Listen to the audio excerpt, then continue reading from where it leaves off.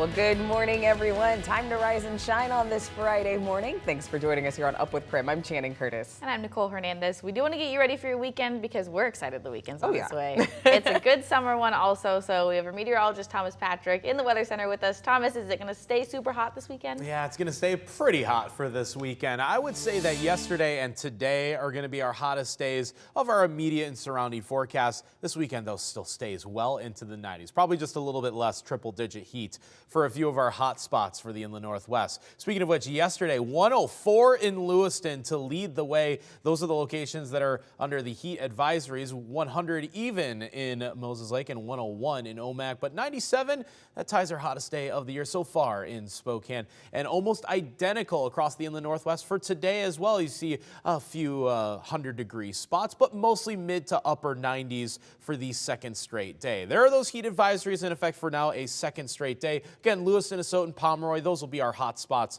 for the inland Northwest. But even right now, it's incredibly warm. Our temperature already increased by a degree from 67, our low, now already 68 at 6 in the morning. Now, because of the extreme heat Thomas just mentioned, 6 Spokane City public libraries are going to be cooling centers starting in just a few hours. The Central, Liberty Park, Shadle Park, Hilliard, South Hill, and Indian Trail libraries will be open for cooling. There's also space to cool off in the Trent Resource Center.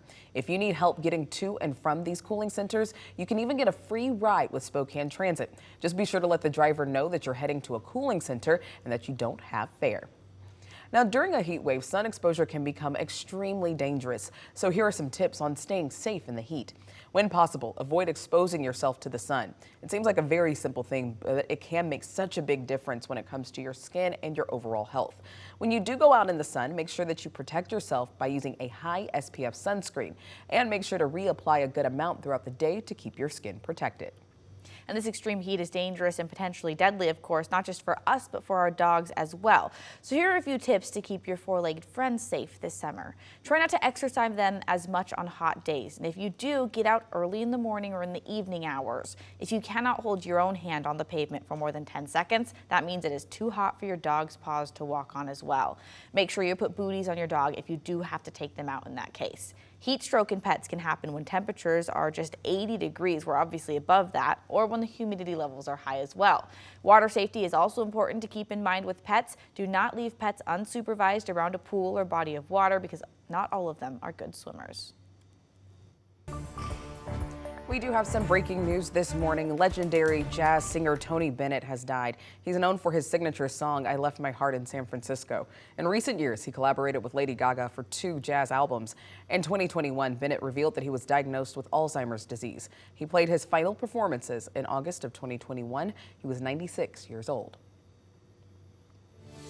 In just a few hours, 5 members of the white nationalist group Patriot Front will be sentenced in the Kootenai County Courthouse. So just yesterday, a jury found them guilty of conspiracy to riot. This comes after authorities arrested 31 members of the white nationalist group. Officers found them in the back of a U-Haul truck at a Pride event in Coeur d'Alene last summer. They had homemade riot shields and a smoke grenade inside the truck. According to our news partners at the Coeur d'Alene Press, the jury deliberated for just over an hour before handing down the verdict.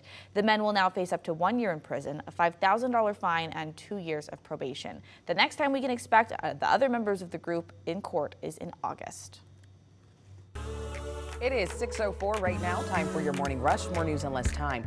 A dump truck driver hit and killed a bicyclist in Meade yesterday afternoon. Police identified the victim as 19-year-old Kenneth S. Brandenburg from Davenport.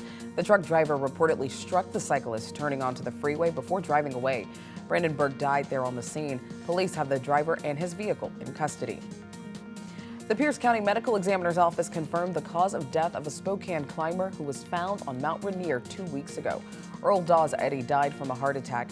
Eddie was climbing Mount Rainier for the 50th time to celebrate his 80th birthday. He was considered a local legend in the Spokane climbing community. He was at one point the oldest man to summit Mount Everest.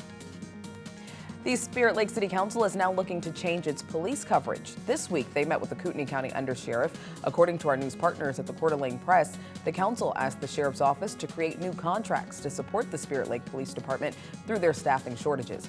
The council is now expected to review those contracts this Monday, and that's a look at your morning rush. 6:05 right now, and weather-wise already incredibly warm for this hour of the morning. To see temperatures in the upper 60s and even 70s is obviously something, and it says something about how warm it's going to be and how hot it's going to be later on today. 68 currently in Spokane, already 69 in Lewiston, and 73 in Grand Coulee to lead the way across the inland northwest. Even our normal cool spots aren't all that cold. Deer Park, Sandpoint, mid-50s, but no cooler than that in our region. All sunny skies today. I'll add that it will be a bit on the hazy side thanks to just a little thin layer of wildfire smoke moving overhead. Not enough to harm our air quality, so it'll still just be a very hot and toasty day to finish out this week. 97 expected again for the second straight day in Spokane, with just a few 100s on the map in our normal hot spots between central Washington, the Omak area, as well as Lewiston. Well, the countdown is on because later this afternoon, we're going to learn the official name for Spokane's new soccer team. That's right. And KREM 2's Brandon T. Jones is now joining us live from their future home field. So, Brandon, any guesses on what the new name is going to be? Yeah, good morning, Channing, Nicole. You know, I've been doing a lot of brainstorming this morning, trying to think of what this name could possibly be. But of course, you know, once you feel like you figure out what it's going to eventually be or what that name is going to be called officially, that's when it's going to be something completely different. So my hope ultimately is that the name is something that captures the essence of Spokane. So it'll be an exciting opportunity to watch that reveal later this afternoon. That's all going to be taking place at Brick West. And although I'm just guessing at this point, we may have some hints to look at on the team's official Instagram page. They posted a tease video that has waves crashing in what looks like maybe the Spokane River or some type of body of water. So who knows, maybe that has something to do with it, maybe not. But the timing for it all works out perfectly though. Just last week, we found out what the new downtown stadium will be called, One Spokane Stadium. Today at 5 p.m., United Soccer League officials and ownership for the Spokane team will be posted up at Brick West Brewing. And as for the USL, they said bringing a team to the Inland Northwest was a priority. We're working on about 50 projects across the country, but Spokane is special. And that was just a sneak peek of what's to come. KREM 2 Sports Director Travis Green spoke with the Deputy CEO of USL, and we'll have more coverage tonight, and you'll hear more from that conversation. There's going to be a watch party for the Women's World Cup, giveaways, but the real reason to gather, of course, is the reveal of the team name and crest that they'll be wearing on their kits.